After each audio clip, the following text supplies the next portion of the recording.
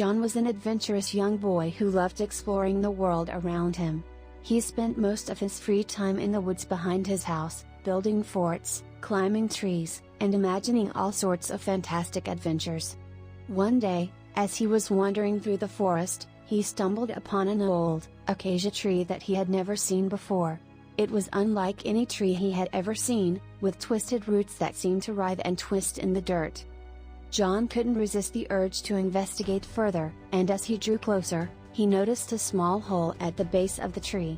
Without a second thought, John crawled inside, eager to explore the unknown. The inside of the tree was dark and musty, but John's eyes soon adjusted to the dim light. As he crept further and further inside, he began to feel a strange tingling sensation, as if his body was being pulled in different directions. Suddenly, he emerged into a bright, colorful world that was unlike anything he had ever seen before.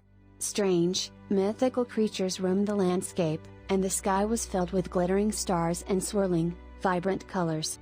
John was amazed by the beauty and magic of this new world, and he knew that he had discovered something truly incredible. But as John explored this enchanted world, he began to realize that he might not be able to go back to his own world. He had lost track of time and wasn't sure how long he had been exploring the new world. Panic set in as John realized that he had no idea how to return to his own world. The once beautiful enchanted world had become a frightening place for Jack, as he felt a growing sense of isolation and fear. His only hope was to find a way to get back to the world he knew and the people he loved. And so John set out on a journey to find the portal back to his world, hoping against hope that he would be able to return before it was too late. As John continued to explore the enchanted world, his initial fear and isolation began to fade away as he discovered the wondrous creatures and landscapes that surrounded him. He saw colorful birds with feathers that glimmered in the sunlight, and playful otters that splashed and swam in the crystal clear rivers. He walked through forests with towering trees that seemed to touch the sky, and mountains that reached up to the clouds. But it wasn't just the natural beauty of the enchanted world that left John in awe.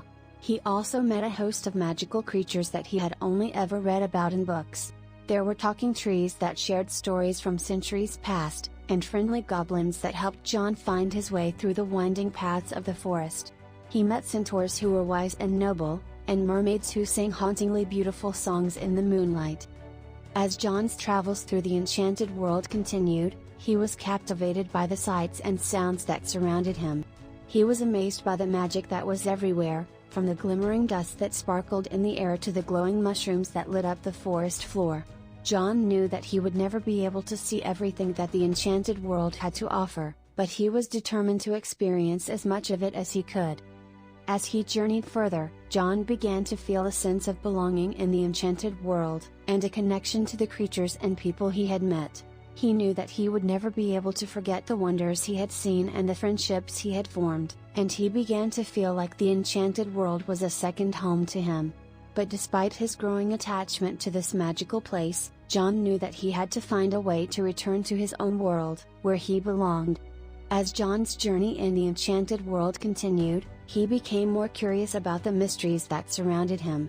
He found himself asking questions about the magic and the creatures he encountered, and he was eager to learn as much as he could about this incredible place. One of John's first friends in the enchanted world was a wise old wizard named Merlin. Merlin took John under his wing and taught him about the magic that permeated everything in the enchanted world. John learned how to cast spells and charms, and he discovered the power that came with wielding magic. As John explored further, he met a friendly group of fairies who were gathering flowers in a meadow. They invited John to join them, and he spent the afternoon learning about the different types of flowers and their magical properties. He also learned about the different fairy clans and their unique characteristics. The fairies welcomed John into their group and taught him the secrets of their magic, including how to make fairy dust and how to fly with their enchanted wings. As John continued to explore, he also met a young unicorn named Sparkle. Sparkle was lost and scared, having been separated from her herd during a storm. John and Sparkle quickly formed a strong bond, and he promised to help her find her way back to her family. Together, they journeyed through the enchanted world, facing danger and adventure at every turn. Along the way, John also met a friendly group of dwarves who were mining for precious gems. They taught John how to use a pickaxe and helped him discover his own talent for mining. John became close friends with the dwarves, who showed him their underground homes and shared stories of their ancestors. As John's journey in the enchanted world drew to a close, he knew that he had formed strong friendships that would last a lifetime. He had learned so much about magic, nature, and the importance of friendship, and he had grown in ways he could never have imagined. But despite his love for the enchanted world and the friendships he had formed, he knew that he had to find a way back to his own world. As John began to make his way back to the portal that led to his own world, he realized that he had lost all sense of time. The enchanted world had a way of making him forget about the outside world, and he had no idea how much time had passed since he first arrived. It wasn't until he stumbled upon a ruined castle that he began to realize the truth.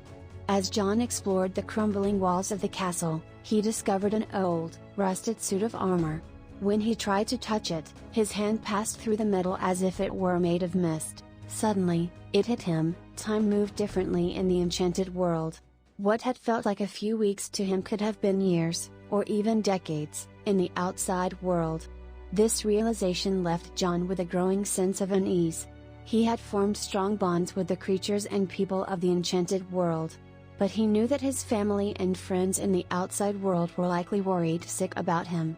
He also knew that he had missed out on decades of his own life, and that the world he returned to might be unrecognizable. The more John thought about this, the more he longed to return to his own world. He began to feel a sense of homesickness that he had never experienced before, and he knew that he had to find a way back to his own time.